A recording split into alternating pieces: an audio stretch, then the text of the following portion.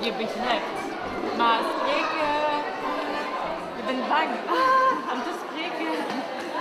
Nederlands. Nederlands, ja. I Kan niet. Ken geen woord. 2 minuten. 2 minuten. wait a Nou, blazen. Ze lacht weer. Ja. Allee, Janis, voorbereiden. Blazen. Verstaat het spelletje? Oh, ja, oké. Rood, blauw, groen. Toon. Montre. Ah, groen. Van de ene kant naar de andere kant. Zo, Oscar, niet met de tandjes, maar wel Eens proberen. de lipjes. Iris. Van ja? Kom hier. Dat ze er nog niet uit. Oh, ik kan het al. Oscar, kijken. Start. Willst du mal pusten? Nein, jetzt mal fest, dann passt Puste Papa mal. Allez, papa. Bravo. Italien. Alors il y a sérempidité. Anglais, bravo. Donc voilà, donc amusez-vous avec les mots qui sont indiqués là sur le podium. Le savoir, c'est l'apprentissage, on va dire, des connaissances acquises de manière systématique, de manière linéaire. Et si on pense à l'apprentissage systématique linéaire, qu'on appelle aussi apprentissage explicite, l'opposé, c'est l'apprentissage implicite. Dans l'apprentissage implicite, il y a l'apprentissage, on va dire, où l'apprenant n'est pas conscient de ce qu'il est en train d'apprendre. L'apprenant a du mal à verbaliser, à expliquer ce qu'il est en train d'acquérir. Et d'ailleurs, souvent, les enfants, quand on leur demande « Qu'est-ce que tu as appris ?», ils répondent « Rien ». C'est toujours un petit peu frustrant, mais bon, voilà. Grâce à cet apprentissage implicite, les émotions sont positives, parce que si on a des émotions négatives, si le corps ou le cerveau se sent en quelque sorte en danger, ou il y a une peur, il y a une crainte, il y a une colère, le cerveau va être en mode de survie, au lieu d'être en mode ouvert et apprentissage. Bien fort, on relâche les épaules. Et donc, c'est le moment de chacun. Vous voyez bien avec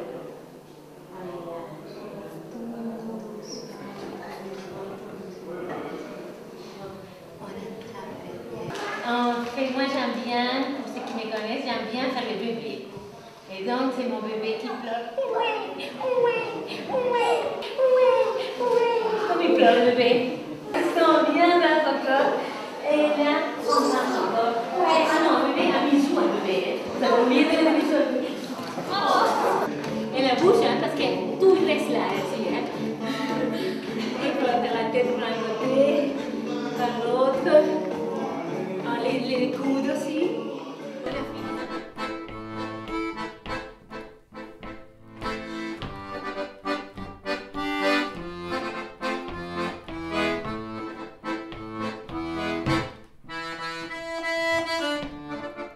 Chacun choisir un outil, une couleur, sec ou gras, comme on a envie. Et donc nous allons faire une chorégraphie ensemble, un duo. Donc comme pour faire une danse, on va commencer ensemble, on va danser, on va improviser, puisqu'on n'a rien préparé, et puis on va s'arrêter ensemble. D'accord ? Alors ça peut être la danse contemporaine où on s'entrechoque, on roule, on saute, on glisse, on fait comme on veut, ou bien ça peut être une petite valse, toute douce.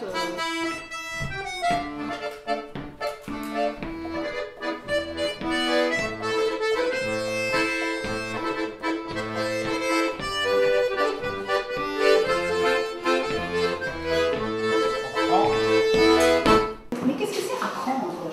Apprendre, c'est pas uniquement le livre, c'est pas uniquement le fait de répéter de mémoire toute une série d'informations. Non. Apprendre, pour nous, notre conviction en tout cas, avec la aussi, c'est qu'apprendre, ça passe par le corps, ça passe par la tête et ça passe par le cœur, par les émotions. Pour nous, un enfant heureux, un enfant qui se sent bien, un enfant qui se développe bien, c'est un enfant qui apprend. Who else needs a stick now? We've multiplied the numbers. Who needs to take a stick? Would you like chocolate? For me, Can you stop? stop because I need to open the baking powder.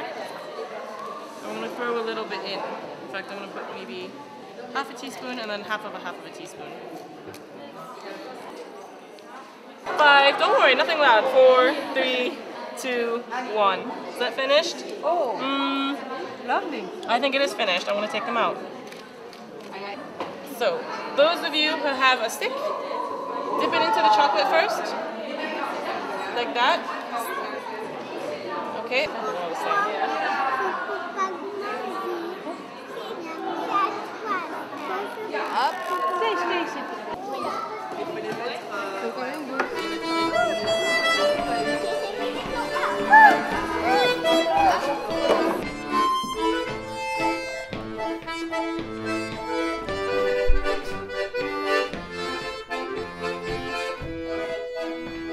Je ne sais pas si vous avez lu un petit peu l'actualité, c'est qu'aujourd'hui, il y a déjà 46 États aux États-Unis dans lesquels ce n'est plus obligatoire d'apprendre à écrire.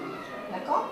Donc, on propose directement les tablettes et les outils informatiques en disant que de toute façon, on n'utilise plus aujourd'hui. Donc, alors, la tablette, à votre avis, c'est génial? Oui ou non, et pourquoi? Est-ce encore utile d'apprendre à écrire aujourd'hui? Ça va? Si quelqu'un a envie de partager. Je pose pas mal de questions en tant que parent sur la question du fonctionnement de la tablette. Est-ce que c'est bien, pas bien pour un enfant?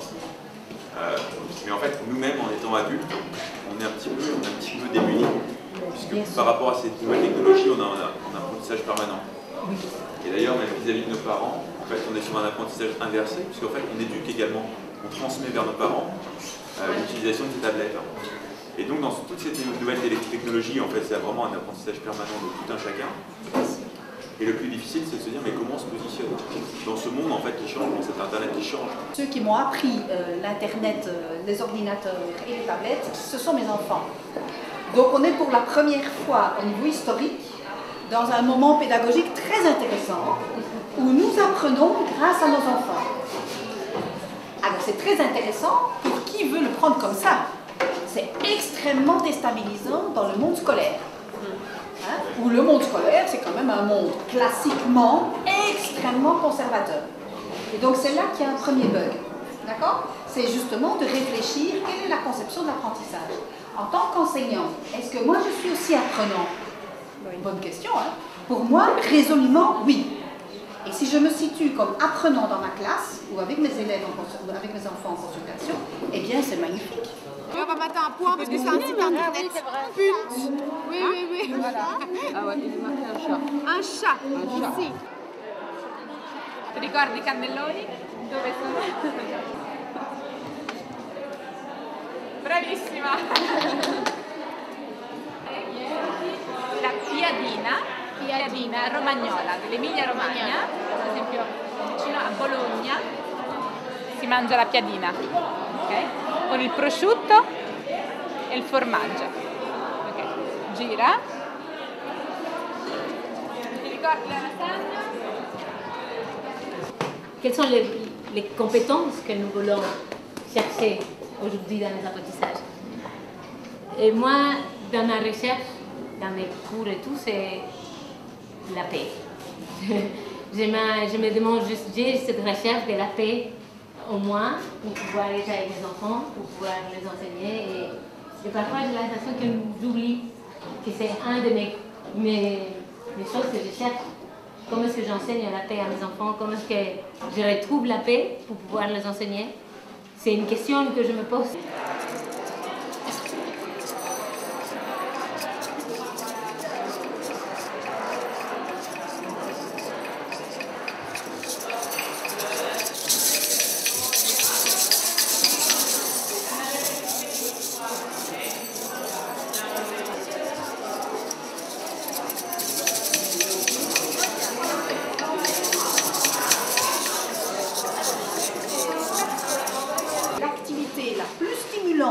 au niveau des apprentissages, c'est l'écriture.